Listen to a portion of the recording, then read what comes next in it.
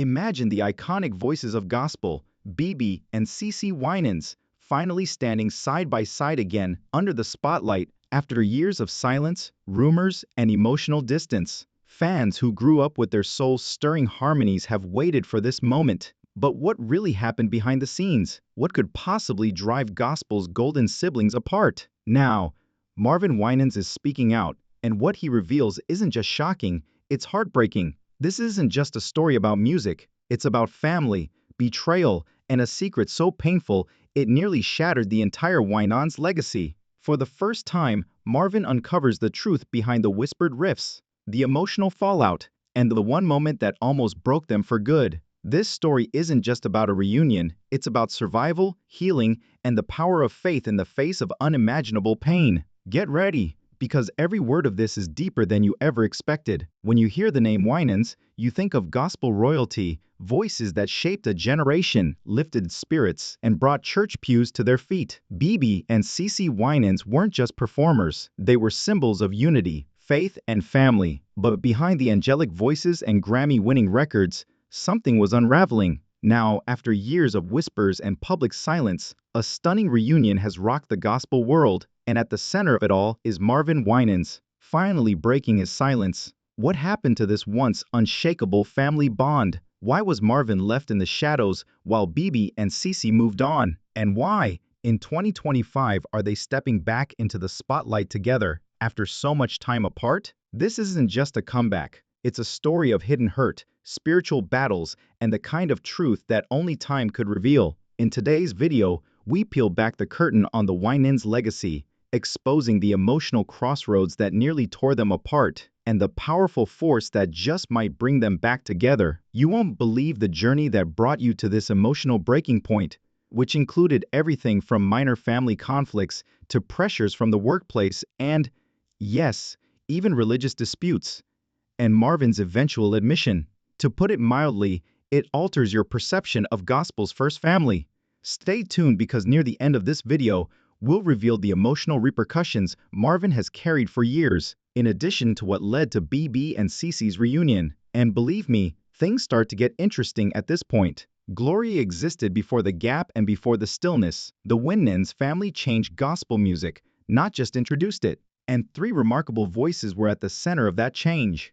Wands, Marvin, CeCe, and BeBe. BeBe and CeCe broke barriers in the 1980s, when gospel music was still heavily influenced by traditional sounds. When their first album, Heaven, was released in 1988, it was a spiritual bombshell that combined gospel, soul, and R&B in a way that had never been heard before. They quickly took over mainstream venues, Billboard charts, and Christian radio. The combination of BeBe's soulful, silky tone and CeCe's heavenly soprano paved a new path. They were more than a pair. They were a movement. The elder brother, Marvin Winans, had already solidified his position as gospel royalty. He had won numerous Dove Awards, Grammys, and the respect of gospel purists for upholding the music's sanctity and the message's purity while he was a member of the Winans. Marvin was regarded as the more conventional one, the voice of the preachers, and the pillar of the faith. Marvin, BeBe, and CeCe were the cornerstones of a musical dynasty that had spiritual significance in addition to success. They are a source of inspiration, worship, and hope for churchgoers. But there is pressure to be famous. Furthermore, the earliest seeds of discord can frequently be sown by family success, and that's precisely what began to occur. However, this is the part that nobody anticipated. It wasn't just a professional gradual fade. Insiders claim that it grew very personal, and Marvin was the one who felt and anticipated it the most. The dazzling lights of solo celebrity started to entice BeBe and CeCe into separate professions as the 1990s approached. The two had always presented a united face, but the demands of the music business started to change their course. With her incredible debut solo album, CeCe Winans in particular became a breakthrough solo artist. She received numerous honors and rose to prominence in gospel music as a representation of female strength. Meanwhile, BeBe had a slightly different target demographic in mind. Although BeBe was well known for fusing his gospel heritage with more modern R&B sounds, his solo albums tended to be more popular, even working with non-gospel singers. Although it was a daring approach, Marvin Winans in particular didn't like it. Gospel historians and industry insiders claim that Marvin started to express concerns behind the scenes. At first, anxiety was not visible to the public, but family members saw it growing. As an ardent supporter of traditional gospel, Marvin was committed to preserving the spiritual message. Despite their artistic brilliance, he apparently concerned that BeBe and CeCe's path was deviating too much from the spiritual foundation upon which they were raised. This is where the stinging begins. It was more than just a creative difference in Marvin's mind. During a now famous speech at the Perfecting Church in Detroit, he perceived it as a spiritual shift. Marvin made reference to people who did not use the gospel for worship, but rather for applause.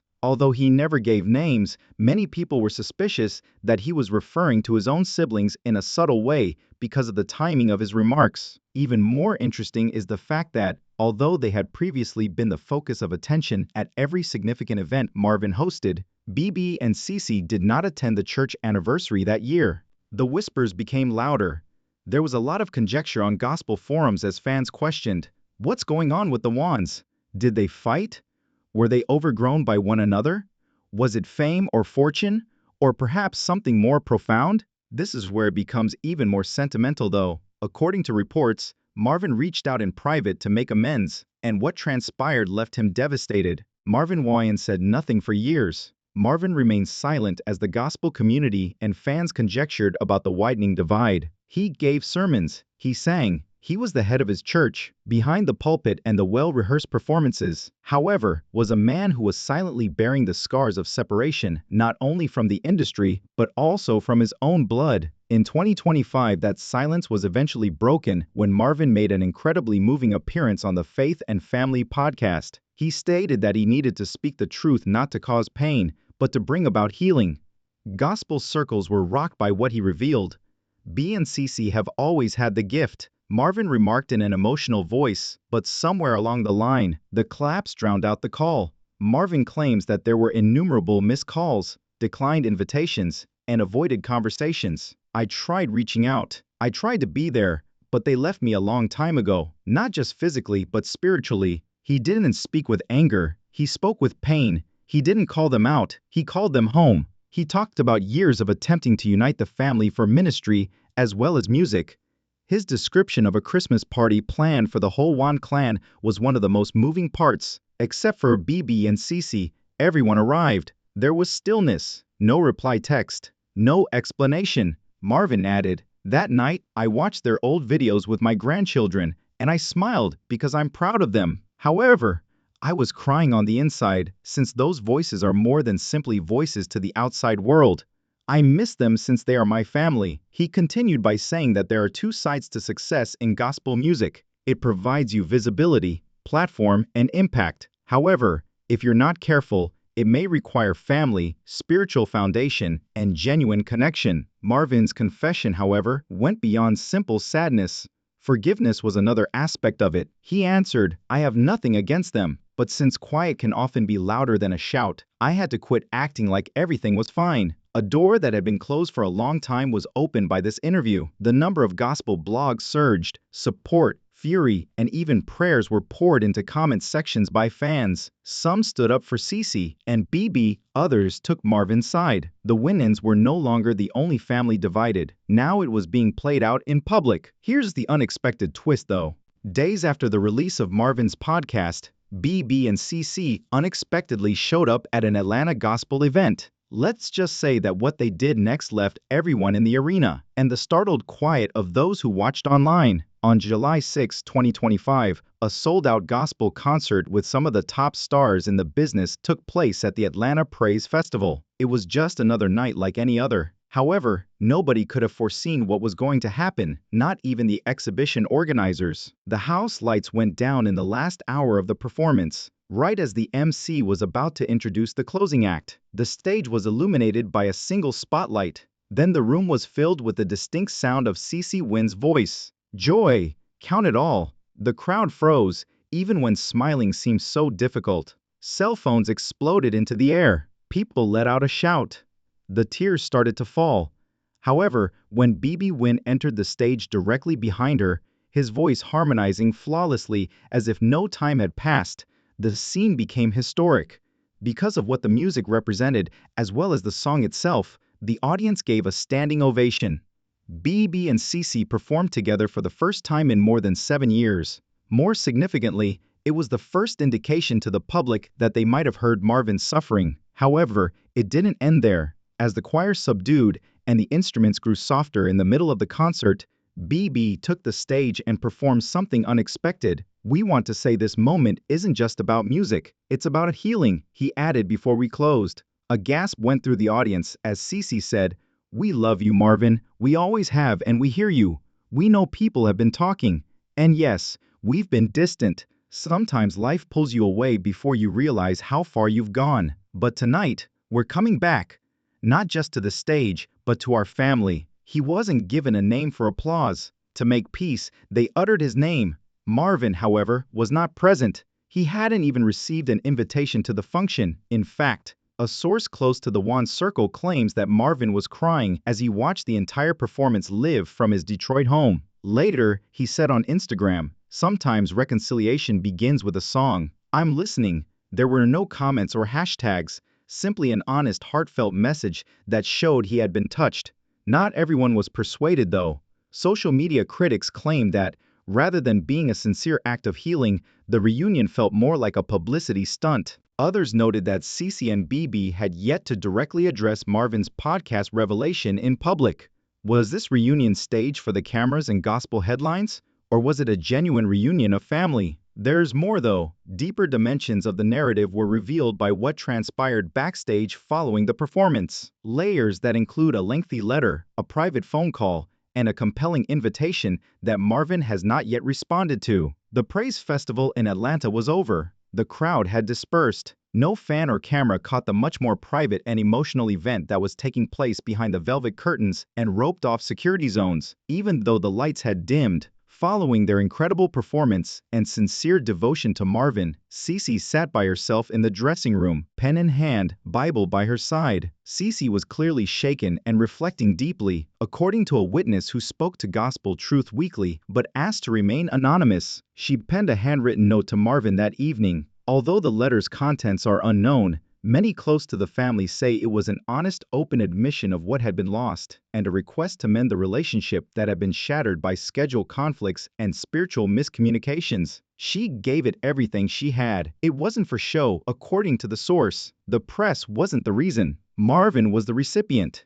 In that letter, she made statements she hadn't made in decades. BeBe apparently made an effort to get in touch as well. He called Marvin directly after the performance. BeBe followed up with a brief personal text, rather of leaving a message when the phone went to voicemail. "When you're ready, so are we. Let's have a conversation. You are missed." Marvin didn't answer right away. Insiders said that he required room. It was time to deal with the long-lasting private grief as well as the public gesture. The letter was delivered by courier to Marvin's residence in Detroit the following day. 3 days later, Marvin was spotted carrying that exact letter folded, frayed, and tucked into his Bible as he entered Perfecting Church. Although he made no mention of it in his Sunday sermon, there was a discernible change in his enthusiasm. He seemed lighter, as if a burden had been removed, according to one congregation member. The story doesn't stop there, though. Marvin revealed that his siblings had offered him words of consolation in a follow-up interview with a nearby gospel radio station, but he made it plain that healing takes time. "This isn't a concert. There's no headline here.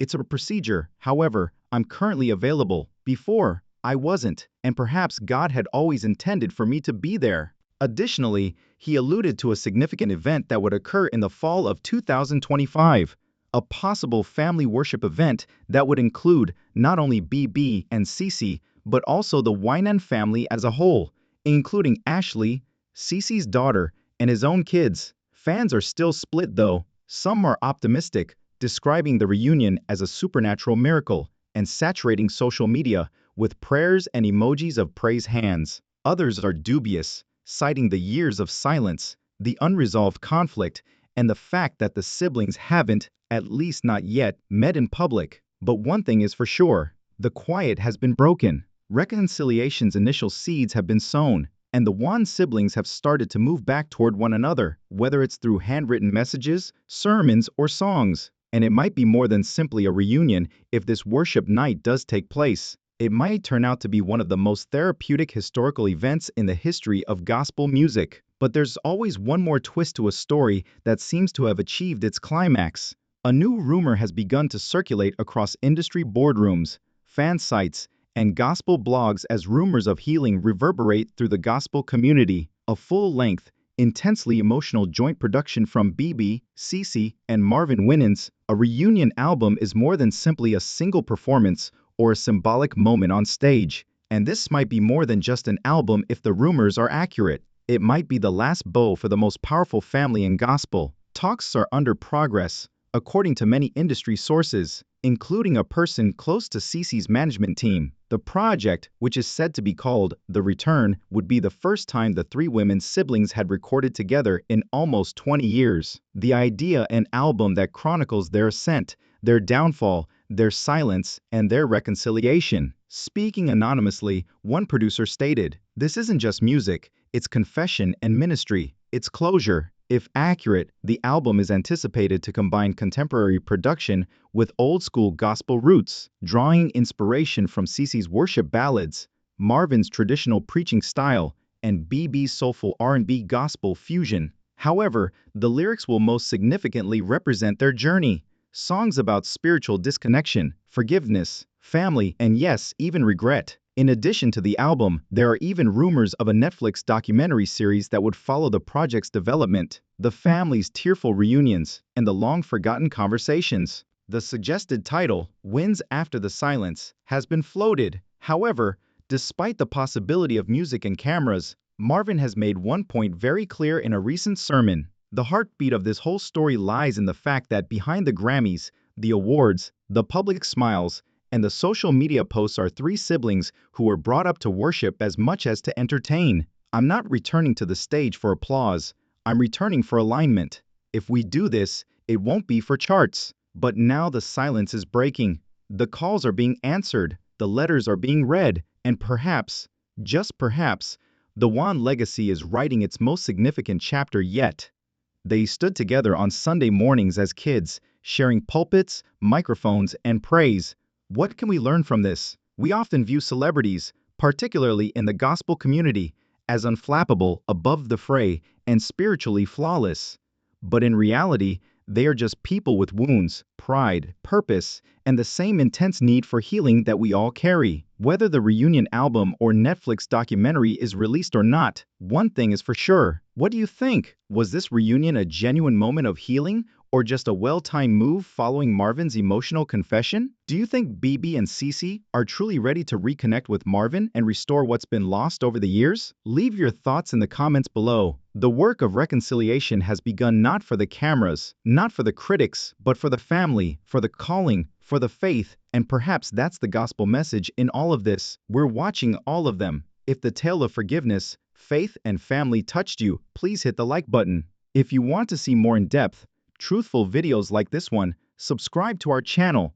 Also, remember to share this video with someone who needs a reminder that even the most painful wounds can be healed. If a new album is released, you'll be the first to know about it here. Keep brave, keep blessed, and stay tuned until then.